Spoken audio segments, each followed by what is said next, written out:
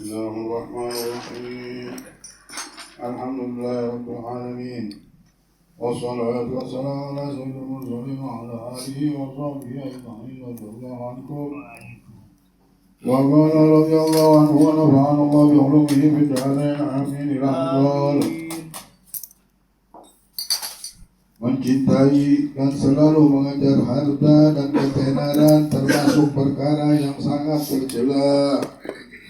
Dalam hal ini Allah Subhanahu wa taala berfirman, "Tilka darul akhiratu naj'aluha lil ladzina la yuriduna 'uluwan fil ardi wala fasada wal 'aqibatu lil muttaqin." Yang artinya negeri akhirat yang penuh kebahagiaan itu kami peruntukkan bagi orang-orang yang tidak menginginkan ketinggian di bumi dan kerusuhan. Dan akibat yang baik adalah bagi orang-orang yang bertakwa. Allah Subhanahu wa taala berfirman, "Ya ayyuhalladzina amanu la tulhikum amwalukum wal auladukum an dzikrillah. Wa may yaf'al dzalika fa ulaika humul khasirun."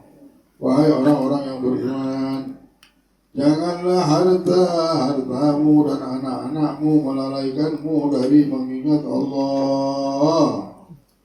Barang siapa yang membuat demikian, maka mereka itulah orang yang rugi. Ternyata surga ini Allah siapkan bagi orang-orang yang tidak ingin ketinggian di bumi ini. Maksudnya tidak sombong di muka bumi. Jadi surga itu disediakan untuk mereka, untuk orang yang tidak sombong. Dan juga untuk orang-orang yang apa? Untuk orang-orang yang tidak senang dengan kerusuhan, keributan. Tempat mereka di surga Allah sudah siapkan satu tempat, dan di tempat itu akan diberikan bagi orang-orang yang tidak senang dengan kerusuhan dan tidak sombong. La ilaha illallah Muhammadur Rasulullah. Ini yang menyakitkan ya. Itulah kalau ada penyakit ini namanya penyakit yang menyakitkan. Kita buang harus. Jangan sampai kita hidup di dunia ini sampai kita meninggal ada penyakit ini. Penyakit senang dengan kerusuhan dan kesombongan yang akan menjadikan kita tidak bisa tinggal di surganya Allah Subhanahu wa taala. Dan juga Allah Subhanahu wa taala berfirman, jangan sampai harta kalian dan anak-anak kalian menjadikan kalian lalai dengan Allah. Barang siapa yang berbuat demikian, maka mereka itulah orang-orang yang rugi. Kalau anak kita, harta kita bikin kita lupa sama Allah, tak bisa ingat sama Allah, tak bisa hadir majelis. Main di taman surganya Allah saja tak bisa. Rasulullah bilang ini majelis seperti ini taman surga. Kalau di dunia sudah kita di taman surga, insya Allah di akhirat masuk surga kita. Inilah jalan hidup kita ke surga. Alhamdulillah. Innama amwalukum wa auladukum fitnah. Kata Allah bilang, sesungguhnya hartamu dan anak-anakmu hanyalah cobaan bagimu. Ini cobaan semua, ujian. Anak kita, harta kita itu ada ujiannya dari Allah. Maka dari itu kita harus pintar bagaimana kita berhadapan dengan ujian. Harus dengan sabar. Ujian. Ya sabar, tawakal kepada Allah. Menghadapi harta, mengurus anak, mengurus keluarga, harus banyak bersadar, tawakal kepada Allah dan bersabar. Maka insya Allah ujian itu akan mengangkat derajat kita dan menjadikan kita sukses di dunia dan di akhirat.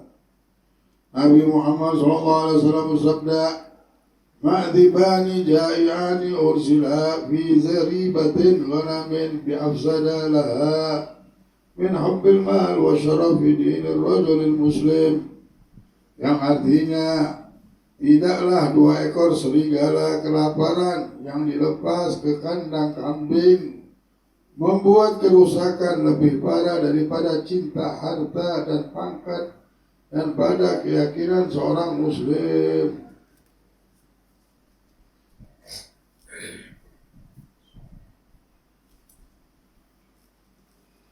Jadi gambarkan Rasulullah menggambarkan 2 ekor serigala yang kelaparan yang dilepas habisnya di kandangnya kambing.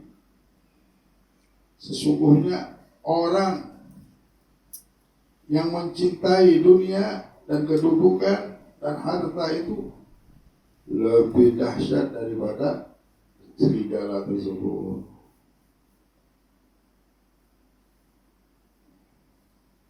Serigalanya ketika lakukan kalau sudah lapar masuk ke kandang kambing, wah begitulah manusia kalau sudah cinta dunia. Alhamdulillah. Artinya cinta harta dan pangkat dapat merusak agama. Dapat merusak agama seseorang lebih parah daripada kerusakan yang dilakukan oleh 2 ekor serigala lapar yang dilepas di kandang kambing. Habis kandang itu hancur, rusak. Jadi barang siapa yang kuat keinginannya untuk memperoleh harta, kuat untuk urusan harta, dia semangat, harus kita dapat, harus. Allah tak pernah dia pikirkan harus dapat ke Allah. Tak pernah dia haruskan bahwa aku harus dekat sama Allah, aku harus dekat sama Rasulullah. Kenapa aku nak mimpi Rasulullah? Umurku sudah berapa? Hati-hati, manusia umurnya 40 tahun masih belum mimpi Rasulullah SAW. Hati-hati. Akhirnya ditakutkan meninggal, belum juga mimpi dengan Nabi Muhammad SAW. Nah, kalau memperoleh mimpi, memperoleh kebaikan, memperoleh ibadah, kenapa aku harus dapat, aku harus bisa hadir majelis, aku harus bisa bangun malam berdoa meminta kepada Allah. Jangan sampai aku belum bisa juga, ya Allah. Kalau urusan harta, harus memperoleh. Nah, banyak orang mengharuskan dia untuk dapat harta dan pangkat. Barang siapa yang kuat keinginannya, kuat keinginannya apa? Untuk mendapatkan akhirat, untuk mendapatkan Allah. Bukan kuat keinginannya untuk memperoleh harta dan pangkat. Kalau harta, pangkat, dicari benar. Tapi rahmat Allah tak pernah dicari. Padahal hidup kita ini tergantunglah rahmat, tak bisa. Mencari kedudukan dan penghormatan di hati orang lain. Dicari kedudukan di hati orang lain. Apa kata hubungannya tuh? Apa ajarnya? Apa ajarnya? Dicari ini. Berarti ia telah menjerumuskan dirinya pada bencana yang banyak. Sudah dapat bencana besar orang ini. Di antaranya seperti sombong, dia berpura-pura mencari muka, tidak merendah diri di hadapan kebenaran dan orang-orangnya, tidak senang menutup diri, dan masih banyak bencana lainnya. Disebutkan dalam hadis, innallaha yuhibbu min ibadihi al-atqiya al-akhfiya al-adriya, yang artinya sesungguhnya Allah mencintai kalangan para hamba yang bertakwa, yang menutupi diri dan suci. Juga disebutkan dalam hadis itu, rubba ash'atha al-bara diridi thamarain la yu'bahu lahu law aqsama 'ala Allahi la abarrah, yang artinya mungkin saja orang yang kusut rambutnya, wajahnya berdebu, compang-camping pakaiannya, tidak dipedulikan oleh orang lain. Apabila ia bersumpah atas nama Allah, pasti ia akan memenuhinya. Kalau dia bersumpah, berdoa, langsung kabul. Barang siapa yang kuat ambisinya dalam mengejar harta, berarti ia telah jatuh dalam mara bahaya yang besar. Mati-matian sudah urusan harta ini. Mati-matian. Apapun ditinggal, sholat, segalanya lupa sama Allah. Allah tidak melarang kita untuk mencari harta. Yang Allah larang kita mencintai harta. hingga dia mempunyai keinginan yang kuat. Urusan agama tidak pernah kuat keinginannya. Kita bisa mengukur kita bagaimana kuat atau tidak keinginan kita. Kalau keinginan kita kuat, ingin benar sholat, ingin benar masuk surga, ingin benar mendapat rahmat, ingin benar kuat sudah keinginannya, ingin dekat sama Nabi Muhammad. Ini mulia, kita akan terangkan, dimuliakan Allah di dunia dan dimuliakan di akhirat. Inilah puncak daripada angan-angan yang ada pada diri para aulia usholihin, pada hamba-hamba Allah. Apa? Ingin dekat sama Allah dan Rasul. Itu mereka cuma itu pikiran. Nah, kita bagaimana caranya berjalan di jalan itu?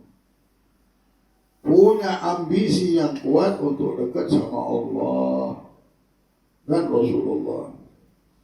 Nah, barang siapa yang kuat ambisinya cuma dalam mengejar harta, berarti ia telah jatuh dalam mara bahaya. Mara bahaya yang besar. Kenapa? Cinta benar sama harta, pikirannya harta terus. Ya Allah, ambisinya pengen punya ini, pengen punya itu, sampai lupa dengan akhirat. Kalau besok dia meninggal dunia, semua harta yang dia inginkan itu dan yang sudah dia dapatkan juga ditinggal.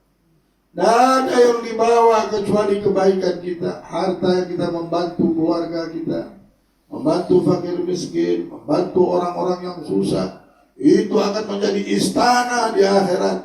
Itu yang akan menjadikan kita bahagia abadi selama-lamanya. Itulah yang menjadikan kita senang di dalam kehidupan yang kekal itu, yang satu harinya 50.000 tahun di dunia ini. Satu hari akhirat seperti 50.000 tahun. Tak pernah kita menjalani hidup 50.000 tahun. Kita baru 80 tahun saja sudah lama benar di dunia ini. Nah, satu harinya di sana seperti itu. Jadi hati-hati kita. Kalau kita terlalu jatuh cinta dengan dunia ini, kita sudah dalam satu bencana yang besar, bencana yang berat. Kecuali apabila Allah Subhanahu wa ta'ala berkenan untuk menyelamatkan kita dan menjaganya dengan rahmatnya. Nah, sifat tercela dari cinta harta dan pangkat adalah ambisi dan usaha yang kuat dalam mengejarnya. Bahkan kadang-kadang seseorang mencarinya dan berusaha memperolehnya dengan cara apapun, yang sah maupun yang tidak sah.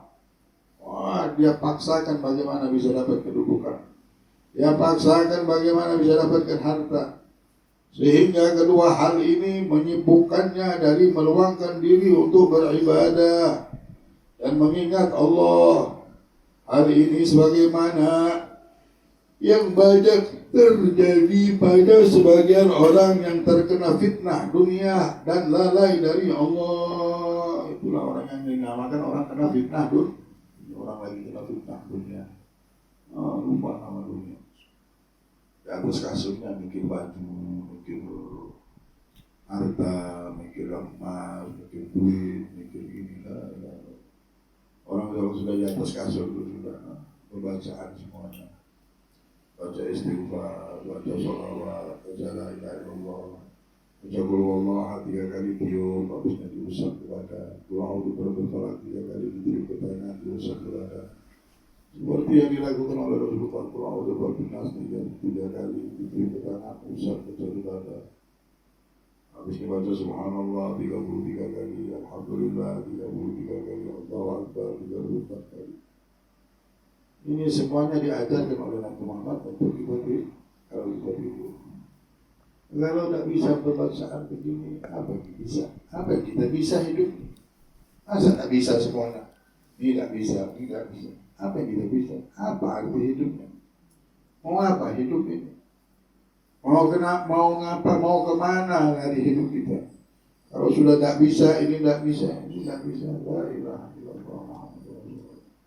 Tanda kita ini sudah di dalam satu bahaya, jatuh dalam mara bahaya yang besar. Tak bisa, berdoa lagi tak bisa. Innalillah. Apa yang membuat dia begitu? masuk ke jurangnya syaitan. Lagi dirinya disepir oleh syaitan, dirinya dikendalikan oleh syaitan dan hawa nafsu, sampai berdoa pun tidak bisa. Naudzubillah. Padahal dengan doa kita bahagia. Senjatanya orang mukmin ini doa. Terkena fitnah dunia, akhirnya lalai dari Allah. Kena fitnah dia sama dunia ini. Tidak enak hidup kena fitnah, kita difitnah orang aja. Al-fitnah asyad minal qatl. Fitnah ini lebih dahsyat daripada pembunuhan. Ini bukan manusia lagi yang fitnah, kehidupan dunia ini sudah memfitnah dia. Tapi dia tidak sadar. Lupa dengan Allah, tak bisa berzikrullah, tak bisa megang tasbih, tak bisa ingat sama Allah, tak bisa berdoa, tak bisa membaca Bismillahirrahmanirrahim. Padahal hafal, tapi makan lupa Bismillah. Masuk majelis lupa Bismillah. Masuk masjid lupa Bismillah. Hati-hati kita. Ditakutkan fitnah dunia masuk ke diri kita, akhirnya kita lupa sama Allah. Tetapi orang-orang yang mencarinya dengan niat yang soleh, mencari harta, kedudukan, tapi niatnya baik untuk kepentingan akhiratnya, menjaga agama dan dirinya dari kezaliman orang lain atau mengemis kepada orang lain. Kenapa berdagang? Supaya tidak ngemis. Kenapa buka toko? Supaya bisa berzakat, nolong keluarga, nolong ini. Bukan karena cinta sama harta, bukan karena mabuk sama harta. Menjaga agama saya, menjaga diri saya, kehormatan anak, istri dan keluarga saya, supaya tidak ngemis sama orang lain. Maka hal ini tidak membuatnya lalai dari beribadah dan mengingat Allah. Insya Allah tandanya apa kalau kita punya niat itu? Tidak menghalangi kita ibadah. Pedagang, hadir majlis bisa. Pedagang, berzikir bisa. Pedagang, mau tidur tidak ingat sama dunia, mau tidur ingat sama Allah. Ingat sama Allah, di atas kasurnya nama bacaan, dia mau tidur sebentar, setengah jam dia ambil. Ingat sama Allah. Nah ini tanda kita tidak kena fitnah dunia. Tapi kalau kita bilang, oh ulun ini sebenarnya mencari duit ini, tapi ternyata berdoa tidak bisa. Kenapa dia harus mengukur? Ini tandanya yang aku dapatkan sekarang ini racunnya fitnah dunia. Dunia lagi memfitnah saya, sehingga di atas kasur saya bisa pegang HP setengah jam, 1 jam, melihat ini, melihat itu. Saya doa tidak bisa. Naudzubillah. Maka hal ini tidak membuatnya lalai dari beribadah dan mengingat Allah, kata Allah dan bilang. Juga tidak menghilangkan ketakwaannya, mencari duit. Tidak hilang takwa, sholat, ibadah tetap. Dan rasa takutnya kepada Allah. Maka hal ini semua tidak membuatnya salah atau berdosa, insya Allah. Ringkasnya, sedikitnya keinginan untuk memperoleh harta dan pangkat dan tidak mengejarnya itu lebih selamat, lebih mendekati ketakwaan dan lebih meniru jejak para salafun salihun radhiyallahu anhum.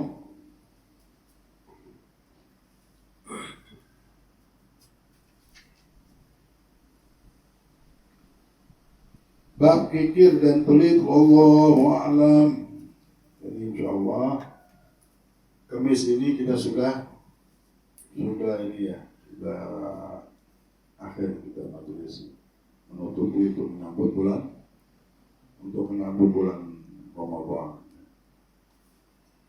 Karena habis Kamis ini juga habis berangkat juga mau ada ke Palembang, rencana mau ziarah umroh sendiri aja berangkatnya. Jadi kita tutup dulu majelis Kamis ini ya. Akhir habis Kamis minggu depannya libur lagi kita sampai ketemu tanggal 8 malam, tanggal 8 ya, tanggal 7 malam 8 malam Jumat ya, untuk kita membaca Abdul Jalalah 12.000 kali itu ya, 12.000 kali la ilaha illallah Allah 12.000 kali 12.000 kali supaya ada lagi dibentengi kita tinggal di dunia tapi bersama Allah. Melihat dunia, kelihatan dari mana. Kenapa? Karena disebut terus nama Allah. Sudah dekat sama Allah nyaman sudah ketemu namanya jalannya.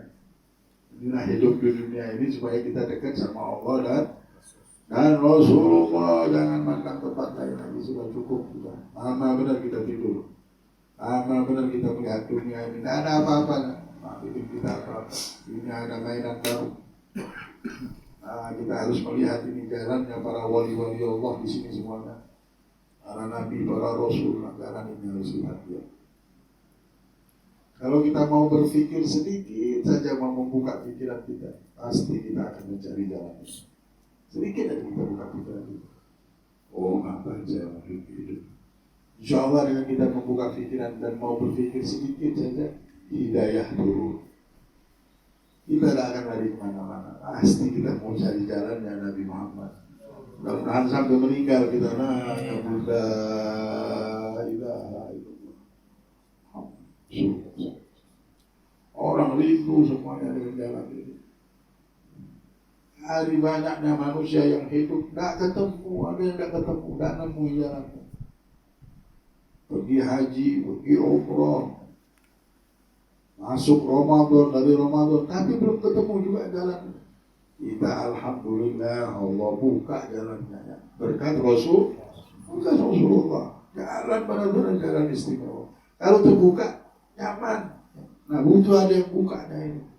Nah berkat ziarah, berkat ketemu guru-guru, berkat kita ketemu orang alim, itu Allah buka kan. Inilah enaknya kalau kita ketemu sama orang-orang yang soleh, ketemu orang-orang wali-wali Allah. Itu dibuka, tidak bisa jalan ini tanpa ada yang buka. Itulah harus berguru. Dari guru ke gurunya ini, guru nyambung terus, ini rantai nyambung. Kalau rantai bawah ini digerakkan, walaupun di bawah dia, tapi karena nyambung, bergerak yang di atas ini juga. Nah, itulah gunanya ilmu ini, guna nyambung harus. Nyambungnya harus nyambung ke Nabi Muhammad. Yadan biyadin hatta magoman nubuwati. Hadad bilang, kami ambil ilmu ini dari tangan ke tangan sampai ke makomnya Nabi Muhammad SAW.